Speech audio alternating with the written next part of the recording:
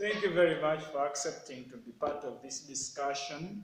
And we are discussing key lessons from the agency of digital pedagogy in the teaching and learning.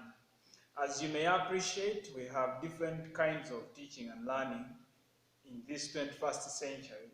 We have the traditional way of teaching where a teacher with a textbook goes to class and the teacher is a custodian of knowledge.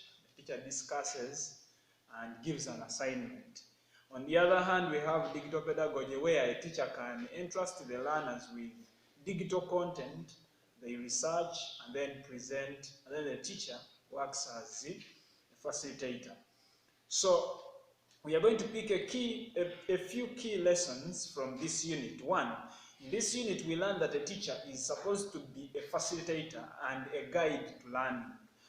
Now here we mean that a teacher is not supposed to be the custodian of knowledge.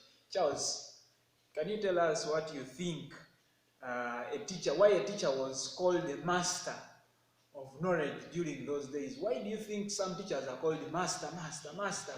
Charles? Okay, I think why a teacher was called a master of knowledge is because a teacher used to be the owner of everything in the classroom. So I think that is the reason. Okay, Charles, do you think, now to Ben. Ben, do you think a teacher will still be a master of knowledge when the teacher has given his children access to the internet? No, I don't think a teacher can be a master of knowledge, because with the digital pedagogy or rather digital learning, a child is able to access knowledge even in the absence of the teacher. So that's why teachers may not be masters of everything, because learning can take place even in the absence of a teacher. Thank you, Teacher Ben. Well, in this digital pedagogy, the teacher's role changes from being the superintendent over the class to being just a facilitator. It is so beautiful. Now, number two, another lesson that we pick from the agency of digital pedagogy is the fact that it encourages and fosters creativity. In these classrooms where a child is teased with a lot of digital content, a child will become more creative. A child will be able to create new things. I believe and I know that two of you are teachers. So you can share with us briefly, how you think a child given a tablet or a phone or access to digital content will be able to create new things. Yes, I begin with you, Ben. Okay, thank you very much. To me, I think a child will be in position to foster creativity in digital learning, because they are able to do a lot of research in the site.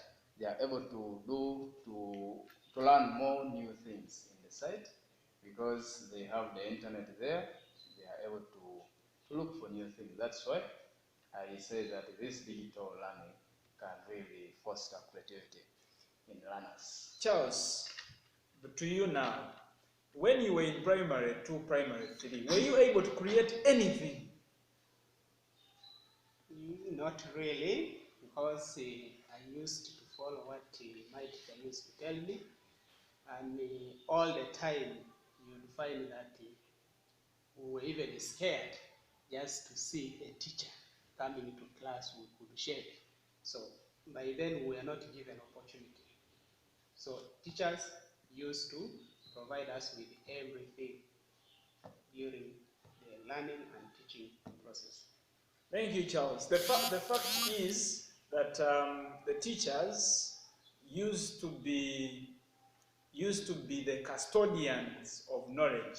Okay, and in so doing, you would find that it is really difficult for a child to create. The child could not get that free environment through which a child could create anything. Now, the other role that we discovered is that a teacher prepares interactive learning materials here.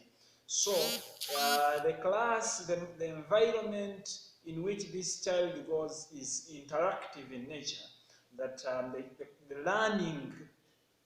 learning can take place using multimedia tools and multimedia content that is rich in graphics, photos, so that the learning can continue without the teacher. So we are moving from the era where a teacher is supposed to be in class for the learning to take place to the new era where, with or without the teacher, the learning takes place. So we shall continue discussing the urgency of digital pedagogy in the teaching and learning process in Uganda as we go ahead with our assignment. Thank you very much. Let's continue interacting.